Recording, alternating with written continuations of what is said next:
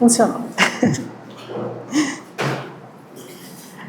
Bom, nós estamos ainda falando sobre os espíritos errantes e hoje nós vamos fazer a questão 229, 230. Se alguém tiver alguma dúvida, alguma colocação, daí pode falar, pode interromper, que a gente para, né, e pensa um pouquinho a respeito. Livro dos Espíritos, parte 2ª, capítulo 5, Vida Espíritas e Espíritos Errantes. Questão 229, o Kardec pergunta: por que os espíritos, ao deixarem a Terra, não abandonam suas más paixões, desde que vêm os seus inconvenientes? Daí a resposta dos espíritos: tens nesse mundo pessoas que são excessivamente vaidosas. Acredita que, ao deixá-lo, perderão esse defeito? Após a partida da Terra, sobretudo para aqueles que tiveram paixões bem vivas, resta uma espécie de atmosfera que os envolve, guardando todas essas coisas más, pois o espírito não está inteiramente desprendido. E apenas por momentos ele entrevê a verdade, como para mostrar-lhe o bom caminho. É uma resposta bem complexa, bem densa, então a gente vai bem devagarinho. Primeiro está falando o quê? O que a gente sempre fala. Quando a gente desencarna, nós somos o mesmo, tanto aqui quanto desencarnados. Então sim, nós vamos levar tudo aquilo que a gente tem de bagagem aqui. Tanto as virtudes quanto as más inclinações, nossos erros. E além de tudo, a gente ainda leva também, né, os hábitos, as reações automáticas, tudo aquilo que faz parte agora da nossa vida, da nossa individualidade, nós levamos.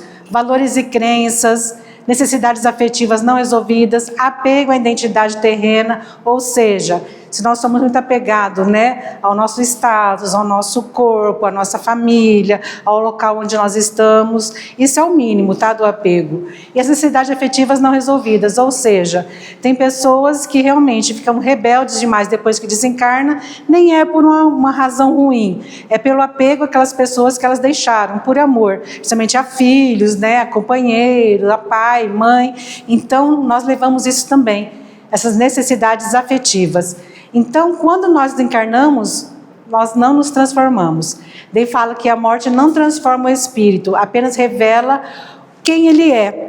Por quê? Porque aqui a gente ainda tem a máscara social, a gente ainda tem uma postura, a gente ainda tem a nossa parte, né, de carne que realmente aí vai contendo os nossos impulsos, mas do lado de lá, sem a carne e sem essa máscara social, que a gente tem que ser bonzinho, tem que ser correto, temos que fingir às vezes, né, que a gente acha que a gente tem sempre que parecer muito bonzinho, então a gente acaba se iludindo e parecendo uma coisa que na realidade nós não somos. E do lado de lá, essa máscara já não existe mais. Então daí sim, a gente mesmo se depara e se assusta, porque é como se nós estivéssemos desnudos depois de desencarnados. Nós vamos nos ver de uma forma mais contundente, porque a gente não vai ter esses subterfúgios, essas coisas que a gente usa agora encarnados, né? Então, morremos, somos os mesmos. Qualidades levamos, defeitos levamos, limitações levamos. Daí fala da atmosfera, isso é muito interessante. Atmosfera espiritual, campo energético. Eu trouxe essa nuvenzinha aqui, porque a gente vê muito meme, né? Que tem pessoas que andam assim, tem aquela nuvenzinha, né, escura em cima da gente.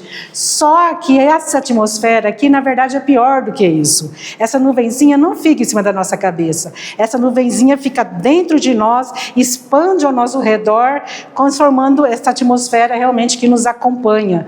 Então, sim, nós temos realmente uma atmosfera que nos acompanha. E cada espírito está envolvido por um campo fluídico formado pelas vibrações mentais que irradia. Então as nuvens são iguais para todas as pessoas, todos os indivíduos, todos os espíritos, encarnados ou desencarnados? Não. Depende da irradiação do nosso pensamento. E ele é impregnado, esse invólucro, né, que é como se fosse um invólucro realmente que nos acompanha aí, a nossa atmosfera, é impregnado pelos desejos, pensamentos, intenções. Então pode ser luminoso ou denso, dependendo da nossa vibração, do nosso pensamento, do nosso campo pessoal. E cada espírito vive na frequência que emite. Então tudo que a gente está emitindo aqui, toda essa atmosfera, sim, nós vamos desencarnar e vamos levar essa atmosfera ainda para o plano espiritual. Mas como a gente cria essa atmosfera? Sentimentos e pensamentos formam um clima psíquico que o espírito habita. Então a gente já falou várias vezes, né, sobre o pensamento, que o pensamento é uma força viva, semimaterial, que a gente emite, ele percorre caminhos e vai fazendo sintonia e trazendo outros pensamentos iguais aos que a gente tem para o nosso campo mental. Então se a gente consegue elevar um pouquinho nosso pensamento, de repente a gente tem sintonia com quem está o pensamento um pouquinho mais elevado. Quando a gente está, principalmente em tempos de crise, né, tristeza, algumas coisas assim, normalmente nosso pensamento cai a frequência, às vezes a gente fica numa monoideia, pensando sempre a mesma coisa, sempre no sofrimento, então nosso pensamento vai também seguir esses caminhos e vai se aliar aí, trazer outros pensamentos juntos, e isso vai adensando realmente o nosso invólucro, a nossa atmosfera. Então o pensamento é uma força objetiva, matéria sutil, ela caminha, o nosso pensamento caminha e retorna pela lei de sintonia. Ele faz todo o trajeto, né? Vai se unindo pela vibração e volta aumentando a nossa atmosfera. Modo campo mental conforme o conteúdo moral do emissor. Então é tanto para o bem quanto para o mal. Porque a gente também pode ter pensamentos elevados, se conectar com pensamentos elevados e melhorar muito. Só que a nossa tendência, no nível que nós estamos, de repente a gente se fixa mais nas coisas ruins do que nas coisas boas. E isso transfere também para os nossos pensamentos. Então, ódio, inveja, pessimismo, o nosso campo fica mais denso, mais opressivo. Se a gente consegue ter serenidade, fé e compaixão, nosso campo fica leve e até restaurador. Por quê? Porque esse campo, né, ele vai se expandindo e traz benefícios tanto para nós quanto quem está do nosso lado. Daí tem plasticidade. O que significa isso? Que ela pode se expandir. A gente não falou que ela caminha, pode se conectar com pensamentos iguais e ela tem essa plasticidade. E isso, gente, pode formar também campos coletivos, ou seja, não fica só meu campo aqui. Se eu estou, por exemplo, nessa sala, que todo mundo está com pensamento elevado, né? A gente cria um campo coletivo benéfico. Se eu estou num local muito denso, meu pensamento também estiver baixo, também vai conectar e vai transformar a coletividade em casos muito densos, né? Então, casas, grupos, comunidades, atmosferas compartilhadas. Então, a nossa casa, de repente a gente fala assim, nossa, minha casa está com um ambiente tão ruim, né? Estou fazendo tudo certo, mas está tão ruim. É porque é um ambiente compartilhado. Então, de repente, talvez não seja nós, mas nós também estamos contribuindo, porque é um grupo de pessoas. E isso se expande não só para a nossa casa, para as comunidades pequenas.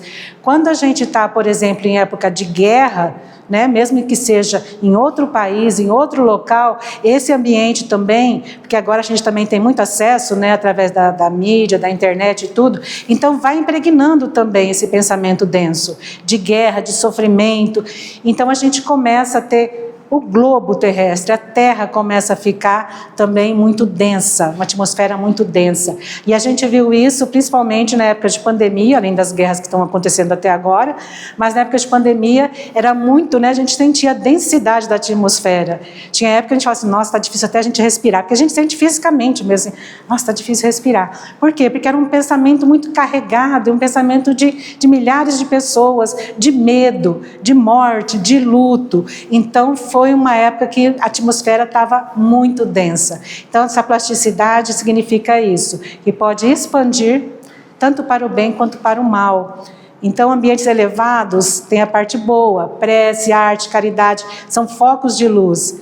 Por exemplo, aqui a nossa casa, a gente com certeza sabe que é um foco de luz. Por quê? Porque além da gente, né, nós somos medianos, nossos pensamentos são medianos, mas quando a gente está aqui, a gente está com um propósito de evolução, de elevação. Então, normalmente, quando a gente chega aqui, a gente já sente uma atmosfera preparada pelos espíritos também, benfeitores que estão aqui, e a gente já entra nessa atmosfera. Então, a nossa casa se transforma num foco de luz. Quando a gente faz evangelho em casa, também, se a gente tiver realmente intenção, né, e a boa vontade realmente de ser foco de luz, até a nossa casa pode ser foco de luz e atrair espíritos que estão precisando de luz, mas ao mesmo tempo espíritos que estão, né, podendo nos ajudar.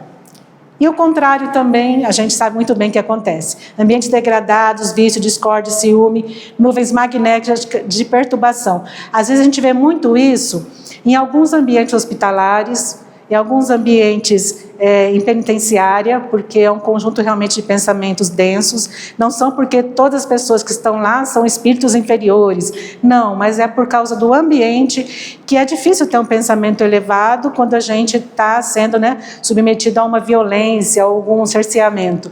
Então, sim, pode também se transformar, e a gente sente, quando a gente entra nesses locais, seja num hospital, seja num lugar mais denso, ou num lugar mais iluminado, a gente sente a diferença, E tem a interação, que é uma comunicação contínua de fluidos entre os dois planos. O intercâmbio se dá por afinidade vibratório. Então, tudo que a gente pensa aqui, que a gente emite aqui, a atmosfera daqui, tem vínculo com o plano espiritual. E planos, espíritos afins se atraem e formam correntes fluídicas. Lares e instituições, que a gente já viu, criam campos psíquicos coletivos, regeneradores ou adoecedores. Então, dependendo do que a gente está vibrando, está pensando, a gente pode transformar nossos locais, em espaços de regeneração ou até adoecer. E também tem essa troca, que mostra que não há separação entre os mundos, apenas diferença de densidade vibratória. Nós estamos sempre em interação, em intercâmbio. O plano espiritual, o plano material, na verdade, são um só. A diferença é a vibração. Então a gente tem que pensar muito nisso, Porque para a gente vigiar, conforme a gente está pensando, o que a gente está pensando, se tem como a gente reverter, principalmente as monoideias. Que monoideias, quando a gente entra numa monoideia, aí aquela pessoa me fez isso, nossa, tem tanto ódio daquela pessoa, não consigo nem ver aquela pessoa. E de repente fica anos. Você nem lembra mais o que a pessoa te fez, você nem lembra mais o porquê você está com raiva da pessoa, mas continua, alimentando essas ideias e trazendo isso para nós. Consequência da vibração mental, porque na questão pergunta lá, por que eles continuam assim? Vocês estão vendo a consequência. Tem consequências. Não são castigos, são efeitos naturais da sintonia vibratória. Então, a gente já falou. Vibra de uma certa forma, atrai aquilo que nós estamos vibrando. Atração de espíritos afins, bons ou maus. Então a gente tem essa capacidade. Dificuldade de perceber a verdade espiritual. Por quê? Porque a gente fica tanto emitindo, esses pensamentos negativos, e a atmosfera fica tão densa ao nosso redor, que é como se fosse uma névoa mesmo. A gente não consegue ver a saída. Esses dias eu estava conversando com uma pessoa, com a Sandra inclusive, que a gente falou assim, nossa, parece que a pessoa não está vendo, está tão fácil a resolução do problema dela, está tão fácil a saída, por que ela não está vendo? Porque a gente que está de fora às vezes consegue ver, mas a pessoa realmente não está vendo, porque ela está nessa névoa, nesse pensamento denso, e ela não está conseguindo ver, como nós também que não conseguimos ver muitas coisas. E isso também causa o quê? Permanência em faixas vibratórias densas. E a gente não está falando só de espíritos desencarnados, não. Estamos falando de nós também. Porque a gente também fica nessas faixas vibratórias densas. E quanto mais a gente fica, mais tempo a gente fica, mais é difícil a gente se libertar dessas faixas, tá? Porque vai adensando, adensando. A gente vai trazendo companhias com a mesma vibração para nós. Daí fala assim, o espírito vê lampejos de luz, mas é reengolido pela névoa, Daí nós encarnados também. E a gente, não por coincidência, a gente estudou isso daqui sábado, a Dani colocou isso daqui sábado, que a gente vai seguindo por uma estrada achando que a gente está certo. No primeiro momento a gente acha que a gente está certo. Depois a gente vai passando o pano para nós. E vamos indo, e vamos indo. Ah, mas minha intenção no fundo é boa. Ah, mas eu não estou fazendo mal para ninguém. Ah, mas a gente vai passando, passando, passando. Lógico que tem momentos que nós vamos ter lampejos de luz, sim. A gente vai ser chamada à realidade e falar assim, epa, peraí, para de se enganar, para de ilusão, que o que você está fazendo está errado, presta atenção. Na maioria das vezes a gente não escuta esse aviso. Daí o que acontece? seguimos o nosso trajeto, esquecemos, daí vem outros lampejos e nós não prestamos atenção, porque a gente sempre quer dar desculpa para nós mesmos, justificativas. Não, mas eu estou fazendo isso, eu tenho esse comportamento assim, irado, mas é porque na minha infância, minha família foi muito ruim comigo, então tem razão de eu ser assim, grosseiro, irado, né? Nós vamos passando o pano. Mas chega uma hora que tem o banquete das consequências, que a gente até brincou que não é lanchinho, é banquete. Por quê? Ação e reação. Nós estamos indo, nós estamos plantando, nós estamos caminhando. E quanto mais a gente caminhar nessa estrada errada, mais difícil é o retorno, mais difícil é o trajeto. Então, quando vem as consequências, daí não é nem lampejo de luz. Daí é realmente falando assim, olha, chega, agora você vai assumir tudo aquilo que você plantou. Então, antes que a gente chegue nesse extremo, porque não é bom, porque quando a gente chega aqui para colher, né, as consequências do que a gente plantou, é porque a gente já errou muito, já caminhou muito e já está difícil retornar. Então dá para a gente ver esses lampejos de luz enquanto a gente está na caminhada. No primeiro lampejo para assim, opa, deixa eu ver o que está acontecendo, porque ainda dá para me fazer o retorno e tentar novas possibilidades. Então, lampejos de luz vai para os desencarnados e para os encarnados, e a maioria às vezes não percebe. Daí fala também do desprendimento, né? Que a gente fala muito sobre isso. Eu não tenho medo de morrer não, porque eu não sou apegada às coisas. Eu não ligo para o meu Fusca 89, eu não ligo para a minha plantinha, eu não ligo para o meu guarda-roupa. Então a gente acha que desprendimento é isso. Mas não, desprendimento mesmo, um dos desprendimentos é purificar o campo mental, pela renúncia, perdão e amor. Então quando a gente começa, né? Renunciar às coisas realmente que nos bloqueia, que traz essa densidade para o nosso campo mental, é aí que começa o desprendimento. E a gente pode se educar. Se educar moralmente eleva a nossa frequência e nos liberta das regiões densas a todo momento. Aqui, hoje, a gente já pode começar essa fase de educação moral. E aquele que se prende às más inclinações permanece envolto em névoa magnética até que o amor dissolva as sombras. O amor dissolve as sombras? Dissolve, mas depende muito de nós, da nossa mudança, que a gente estudou na aula passada também, a metanoia, né? Mudança das ideias, novas atitudes, para a gente começar a caminhar. Mas a gente pode ficar nessa névoa magnética, a gente tem relatos, né? E a gente sempre traz aqui o relato do... esqueci o nome que a gente sempre fala, que é o rei das trevas, né? Gregório. O Gregório ficou séculos preso. O amor foi dissolvendo? Foi, mas durou séculos. E depois, lógico, ainda depende da nossa atitude. Daí tem uma coisa muito interessante. A ciência moderna, ela também dá aval a tudo isso que a gente falou até agora. Do campo mental. Tanto que agora sempre estudam, né, a parte realmente do cérebro, só que agora estão estudando fisiologia cardíaca. Olha que interessante, porque o coração é símbolo do sentimento. E todo símbolo, né, tem um fundamento, só que às vezes a gente não entende.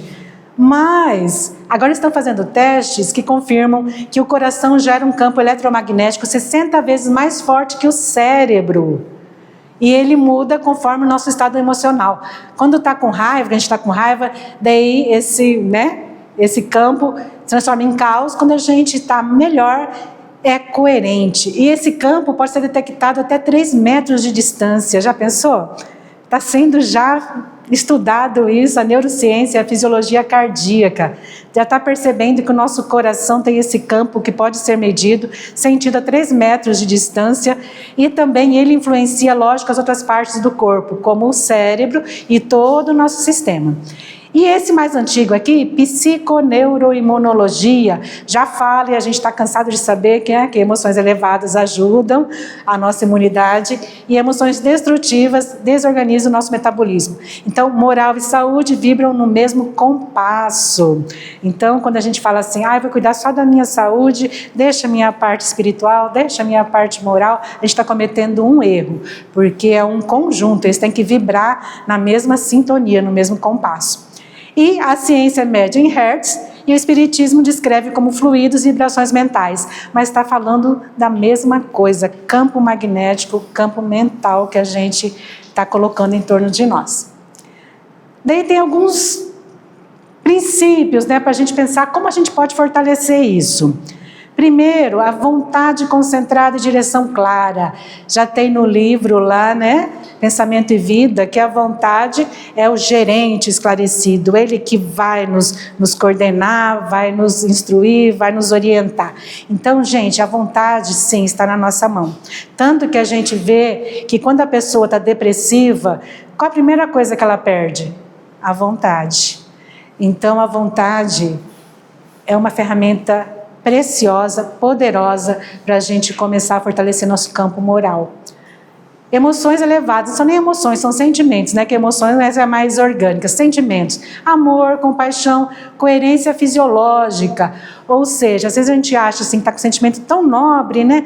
Mas o nosso corpo está falando que não. Então tem alguma coisa aí que não está batendo. Então a gente tem que pensar na nossa coerência fisiológica.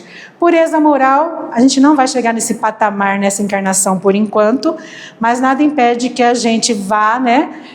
Tentando sempre se melhorar para reduzir esse ruído que vem, os dardos que vêm de outros pensamentos também. Que nossos pensamentos vão, mas outros pensamentos vêm também, né? E nos atingem.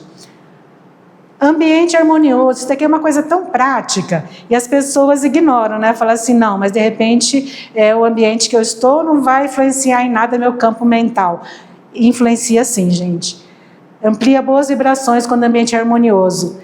E você pode melhorar o seu ambiente, a sua casa, por exemplo. Abra janelas, coloque plantinhas, deixe o sol entrar. Além disso, música elevada, leitura e principalmente oração, que ajuda muito a melhorar a nossa vibração, a nossa sintonia. Respiração, meditação, principalmente isso daqui também, gente, além da respiração e meditação, porque a gente não sabe respirar, né? Porque a gente respira... Então, se a gente começar a aprender a respirar, que é como se fosse uma pausa para o nosso organismo e uma pausa para o nosso cérebro também. E meditação. Meditação é realmente a gente fazer silêncio, porque a gente está num mundo tão atribulado que a gente não consegue fazer silêncio. Então, isso serve para o alinhamento entre a emoção e a razão.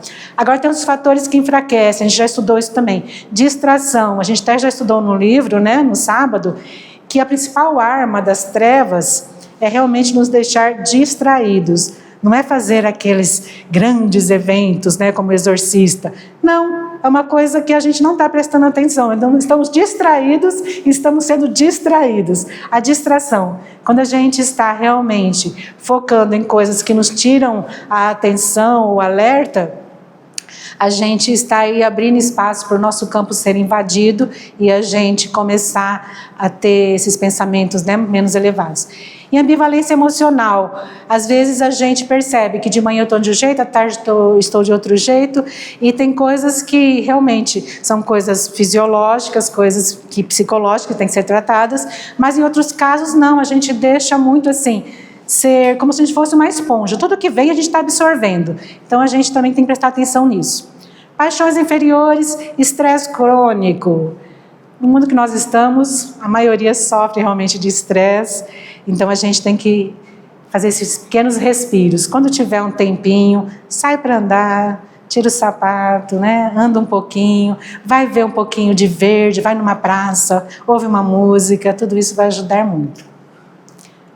Alguma colocação? Pessoal, vamos já para a segunda questão. Nada? Então, 230. Os espíritos progridem no estado errante?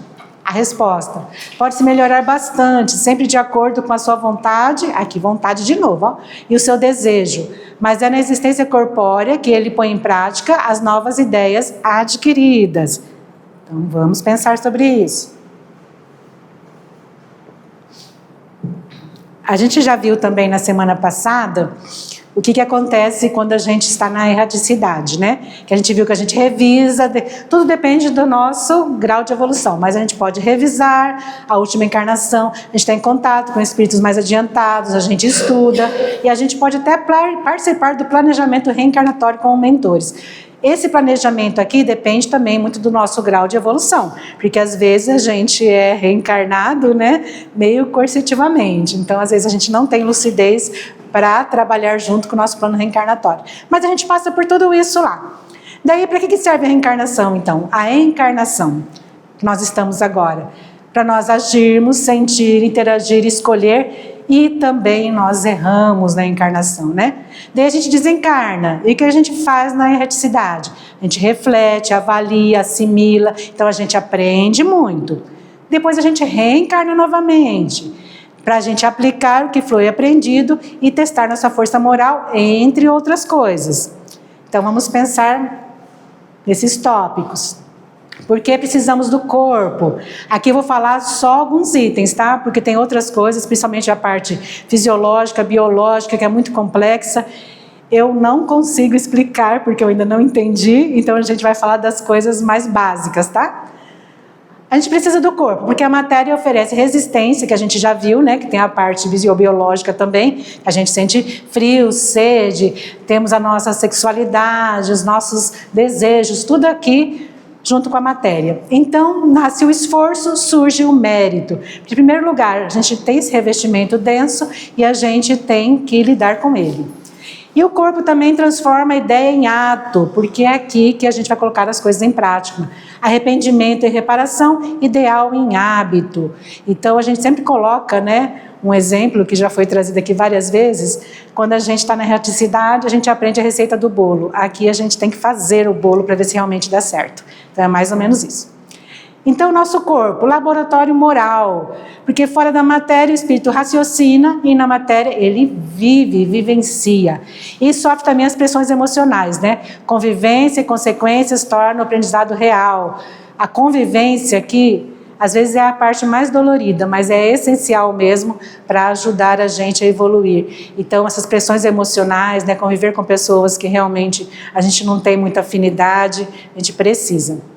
Depois a gente tem uma outra coisa que a gente fala que é professora e é verdade. Dor e limite como educadores, que é a doença, a perda, o envelhecimento, são mecanismos educativos. Muitas vezes a gente aprende mais dessa maneira mesmo, pelas dores, só que não é a dor em si que nos transforma, é como a gente passa pela dor, como a gente lida com a dor, que aprendizado que a gente tira com a dor. Tem gente que tem dores, inclusive com doenças muito violentas, e que na verdade não se melhora nem um pouquinho, nem fisicamente, muito menos espiritualmente.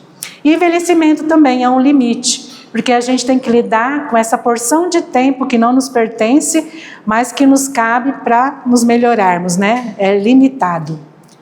Depois tem a convivência como espelho, que daí entra também essa relação que a gente falou agora há pouco, mas que entra aqui também. Família, trabalho, sociedade. Cada encontro é uma lição recíproca. Por quê? Porque quando a gente vê o outro, aquilo que incomoda no outro, é porque é um espelho daquilo que eu tenho em mim. E quando a gente começa a fazer essa análise e se perceber, a gente já consegue dar um passinho à frente e perceber que essas relações realmente são necessárias. Depois a gente está sujeito à lei de causa e efeito, que a gente já falou, então a gente vem para cá realmente para exercitar o reajuste. Colher o que semeou. Às vezes a gente colhe na mesma encarnação, viu? Não precisa esperar outras encarnações não. Mas nas outras encarnações também a gente vai colher. Então, a gente pode mudar também os papéis que a gente vem. Porque, de repente, a gente veio com um papel, com status, né? E agora a gente veio com outro status. Então, isso também é uma forma da gente necessitar da encarnação. E existe a harmonia entre os planos, né? No corpo, a gente aprende pela ação, às vezes pela dor, e fora, a gente assimila pela consciência e razão. A gente já não falou que os planos estão interligados? Então, realmente, a gente precisa desse intercâmbio. Resumindo, precisamos do corpo, entre outras coisas, para transformar pensamento em ação, experimentar consequências e aprender, dominar a matéria sem ser dominado por ela. Essa é uma das questões. Se a gente conseguir fazer pelo menos 1/10, né, de alguns desses itens aí, a gente já vai ter andado bastante. E depois a gente falou sobre vontade, é só para realmente é um alento, porque a vontade é o motor do progresso. Então podemos melhorar bastante de acordo com a nossa vontade. A vontade direciona o pensamento e modela o nosso campo mental, purificando ou deixando denso. Então, gente, a vontade, se a gente pensar que a gente tem o domínio, né, sobre essa ferramenta que é a vontade, que às vezes é uma coisa assim que a gente delega, né, acha que não tem tanto valor, não tem tanta diferença para a nossa caminhada, mas a gente precisa muito exercitar e pôr em prática a nossa vontade para melhorar. Purificar a mente e cultivar o amor é um ato espiritual e científico, a gente já viu, né? Espírito e ciência andando junto.